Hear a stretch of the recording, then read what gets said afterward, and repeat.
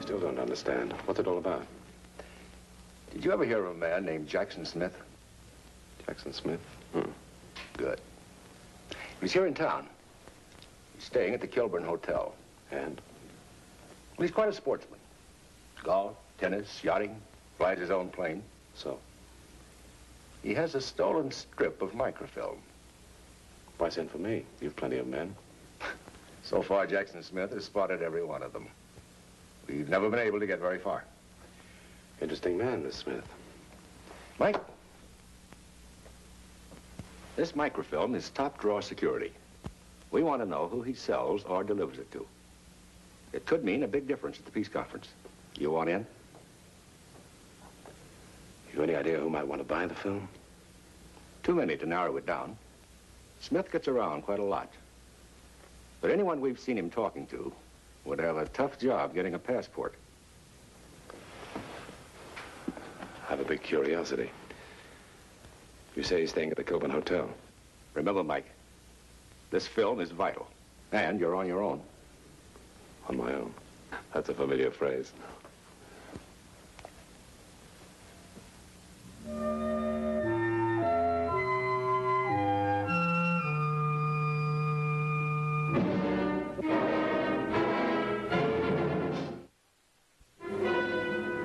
The man who called himself Jackson Smith. He liked an old-fashioned game called gin rummy, and he won, naturally. I was his pigeon, and there is no friend like a pigeon. When Jackson Smith suddenly announced that he was going to fly to Los Angeles, he agreed to take me with him. He felt, I think, that what money I had left he could remove in Los Angeles. I didn't play hard to get.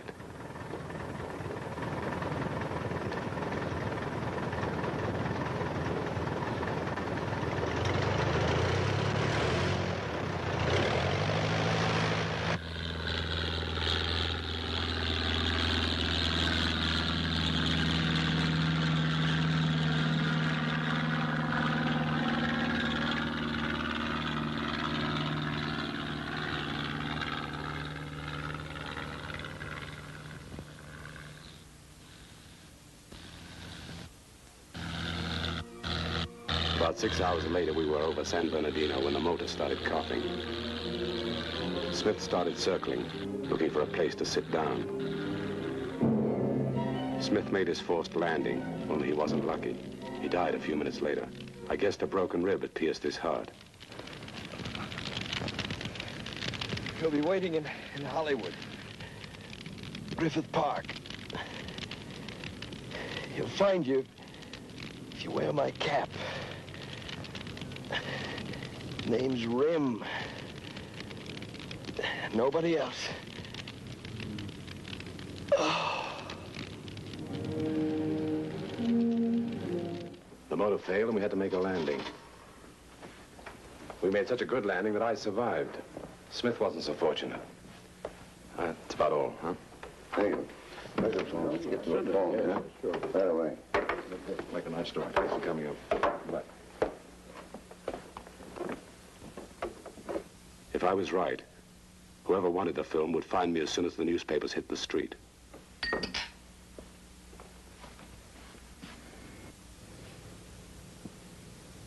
I thought everyone had gone. Bill Colder, Chronicle. Just who was Jackson Smith? Huh? Oh, he was a fellow I met. He offered to fly me to Los Angeles. That's all I know about him. Lanyard, I'm a newspaper man. I do the best job I can. Maybe I'm wrong, but there's something about your story I can't go along with. I'm going to start digging, and I don't care what bodies I discover. Dig all you like. Only do me a favor, will you? If you find anything, tell me. Now, will you excuse me? No hard feelings? No hard feelings. Everyone has a job to do. How about one for the road? Sure. Help yourself.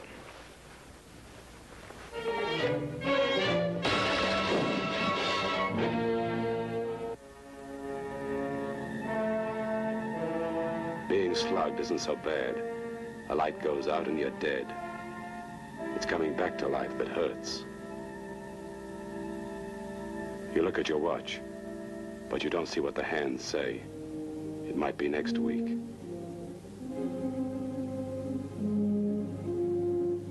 I looked at the golf ball. It was marked Griffith Park. I knew by the look of my room that Calder hadn't found anything. The golf ball was an invitation, but I couldn't help wondering if there wasn't an easier way to send for someone.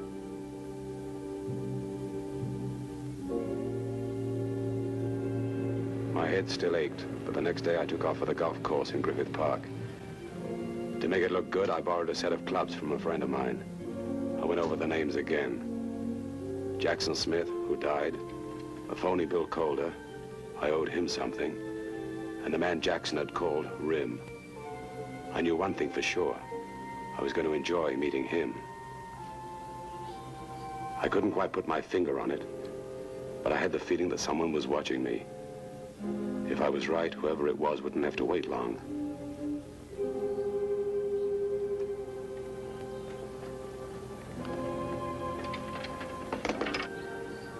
Apparently, we shall go around together. My name is Groom, Lawrence Groom. How are you? I'm sort of a duffer, you know. I never broke 100 in my life. I know how you feel. I never broke 65. How close did you get to it?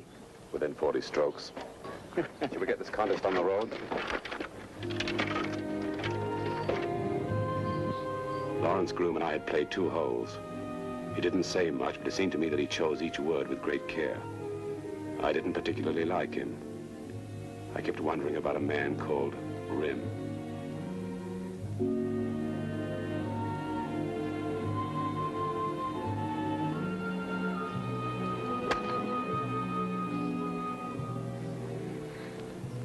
I don't know why, but I keep on thinking I have seen you somewhere before. Oh, you possibly have. Where? I've no idea. London? Possibly, yeah. Paris? Could be. Istanbul? You've been around, Mr. Groom, haven't you? I have a peculiar question to ask you, Mr. Lanyard. Well, a peculiar question is usually an interesting one. Go ahead. Before he died, just what did Jackson Smith tell you? You read the newspapers? Oh, yes. But I think something else must have happened. Do you often have hallucinations, Mr. Groom? What? Do you often imagine things that never actually happened? Rarely, very rarely, Mr. Lanyard. Practically never.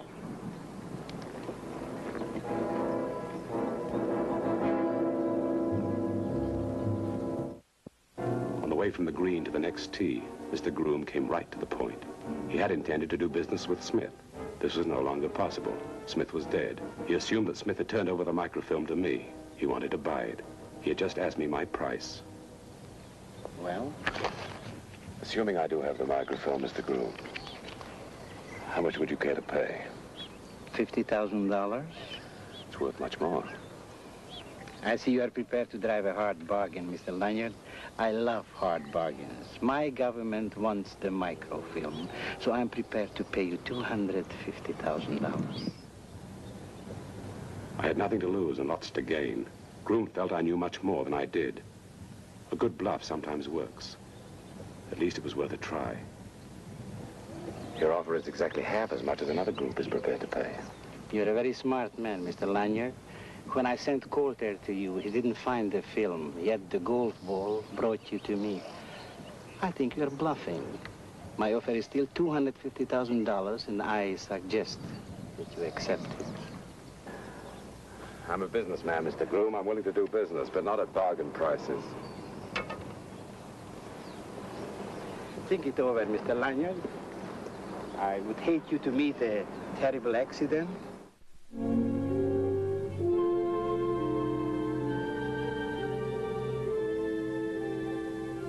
First it was a cap, then it was a golf ball, and now a bag of peanuts. Griffith Park is a big heap of hill, with a Greek theater, a fern dell, a planetarium where one can learn about planets, and a zoo. The peanuts could mean a lot of things, but a zoo was good enough for the first guess.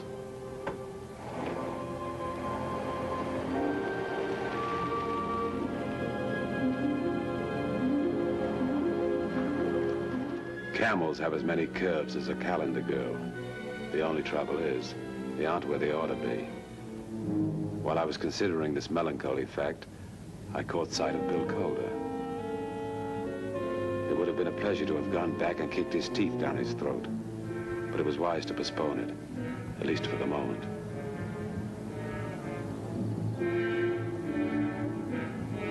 I was fraternizing with an unfortunate tiger when I recognized my golf partner, Lawrence Groom, a few feet away from me.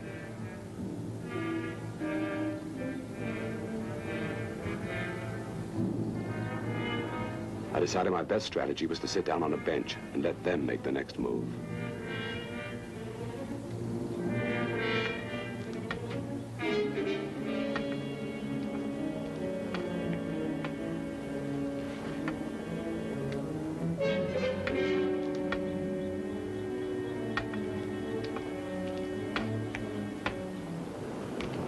Can I help you? There used to be a bench somewhere near here. There still is. Here. Thank you very much. My name is Rim.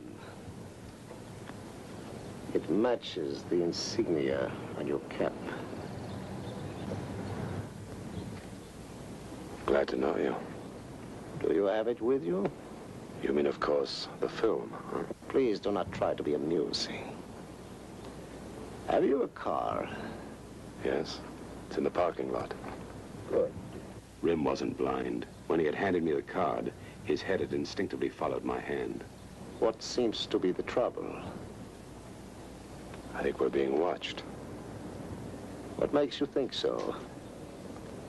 I thought I recognized two men. Groom and Calder. Groom and Calder? Where did you meet them? I didn't. They met me. What did they want? Groom made me an offer for the microfilm. Mr. Lanyard, you are not trying to pull a double cross.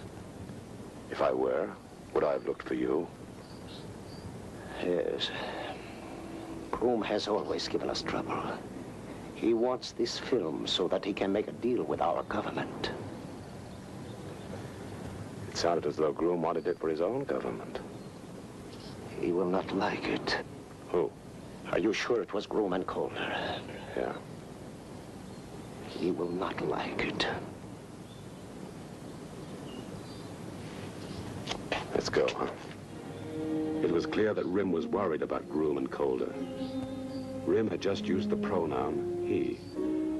Whoever he was Rim's boss. I wanted to get everyone out in the open, including the man Rim called he.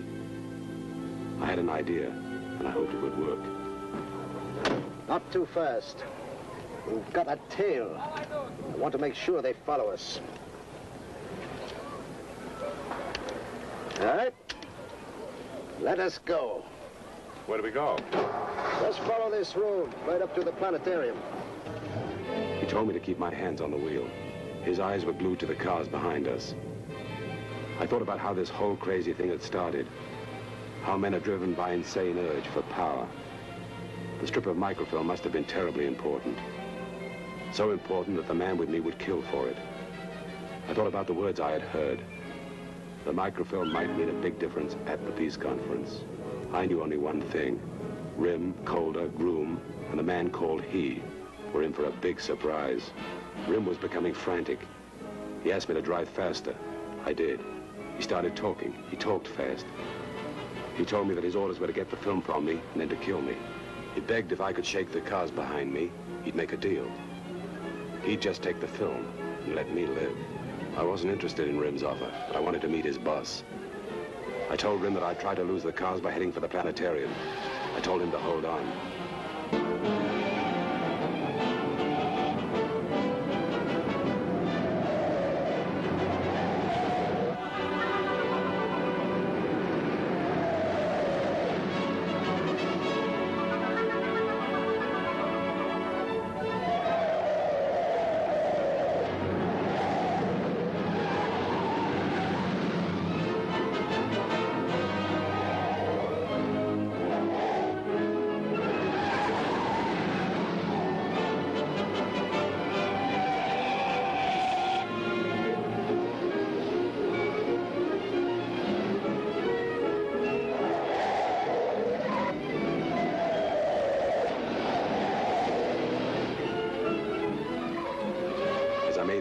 turn, it caught Calder and Groom flat-footed. I headed down the road for the tunnel, and I hoped I was right. I told Rim I'd go through the tunnel, park for a few minutes, and then head for wherever he wanted to go. He didn't say much, but I knew he agreed.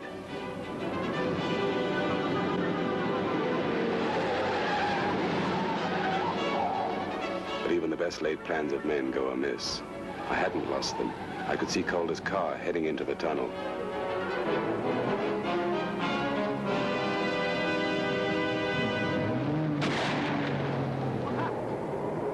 What happened? I would have had it.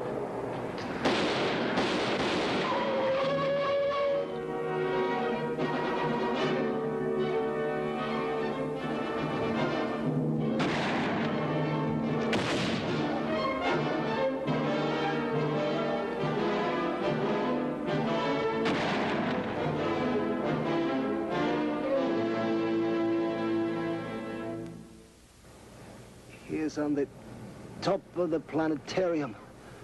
He does not expect you. He will be waiting.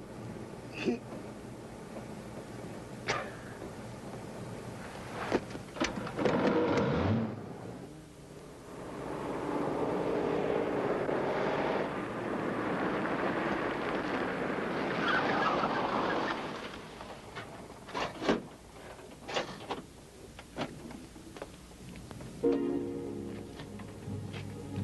Rim said he was waiting on the top of the planetarium, and I knew he was watching.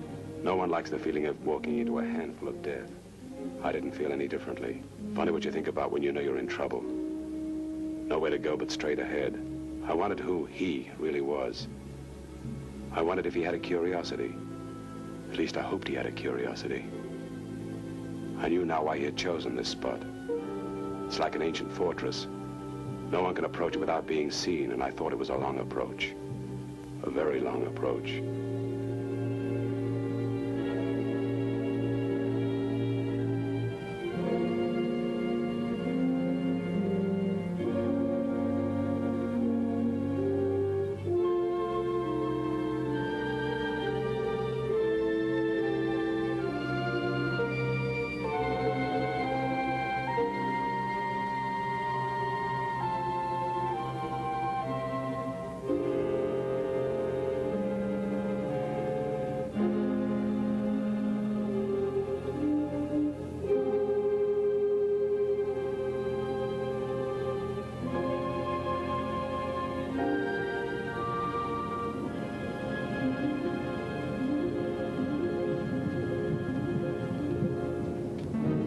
Hands behind your head, please.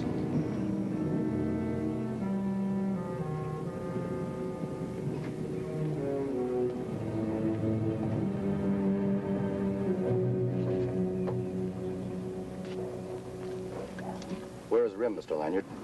Down in my car. He's dead. And did you kill him? No. Who then? Calder's playmate. A man named Groom. Where's Groom now? Outside the tunnel. If I was lucky, he's dead. I hope you were lucky. And what of his helper, the man named Calder? He left when the going got rough. Who are you? My name is Chu. You have the film. What film, Mr. Chu? Mr. Lanyard, you don't seem to understand. The microfilm is very important to us. I have traveled a great distance to receive it. Two of our best men have been killed, Smith and Rim. It has been a very trying experience for me. Now, if you will hand me the film, let's not waste each other's time. I don't know anything about the film. Mr. Lanyard, I don't believe you. The cap, please. Sure.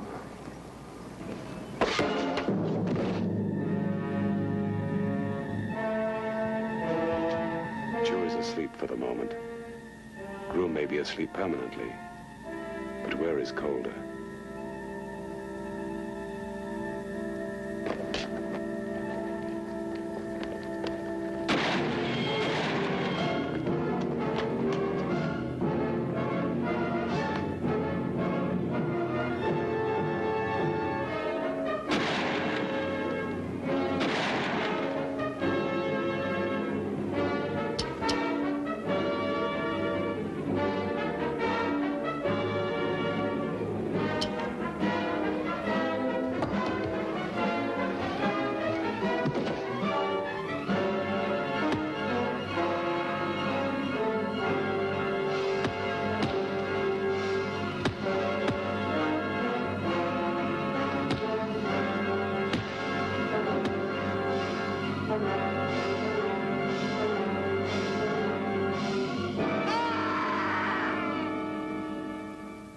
I looked at the broken body of Calder, and I thought, better you than me.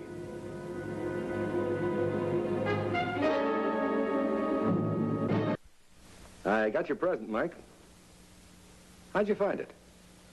Well, Jackson Smith thought I was a pigeon. When he was dying, he told me to wear his cap. Said it would be recognized. After he died, I found the film in the cap. And? So I mailed it to you and just kept going. Tell me about Chu. Well, in his own country, he was a very big man. But once you're associated with a failure, you no longer have any value to them, so... I'm curious. That microfilm, what was on it? Well, that is a loaded question. Blueprints of a new weapon, that's about all I can tell you. Oh, that's plenty. Mind if I keep this? In remembrance of one Jackson Smith? I'll remember something, too. The fact that you have a big curiosity. A very big curiosity. And, thanks, Mike.